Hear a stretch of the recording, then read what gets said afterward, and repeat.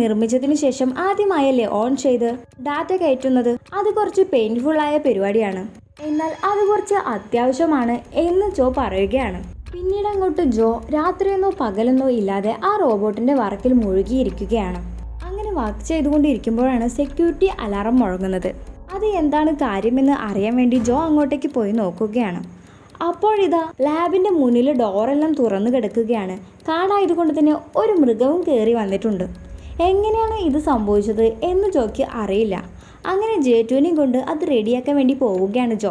അങ്ങനെ ജേറ്റുവിന്റെ കയ്യിൽ നിന്നും എന്തോ പറ്റിയതാണ് എന്ന് മനസ്സിലാക്കുന്ന ജോ ജേറ്റുവിനെ വഴക്ക് പറയുകയാണ്. നിന്റെ കുരുത്തക്കേട് ഇപ്പോൾ കുറച്ച് കൂടുന്നുണ്ട് എന്നൊക്കെ ജേറ്റുവിനോട് പറയുകയാണ്. ഇതൊക്കെ കേൾക്കുന്ന ജേറ്റു ആണെങ്കിൽ ഒരു മനുഷ്യൻ എങ്ങനെ ഇതൊക്കെ കേട്ട് റിയാക്ട് ചെയ്യുമോ അതുപോലെ തന്നെ റിയാക്ട് ചെയ്ത് പിണങ്ങി പോവുകയാണ്.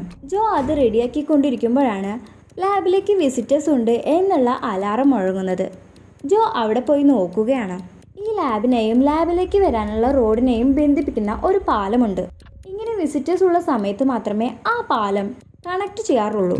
അതുകൊണ്ട് തന്നെ ആ പാലത്തിന് അടുത്ത് ആരെങ്കിലും എത്തിയാലേ ലാബിലേക്ക് വിസിറ്റേഴ്സ് ഉള്ള കാര്യം ജോയ്ക്ക് അറിയാൻ സാധിക്കുള്ളൂ.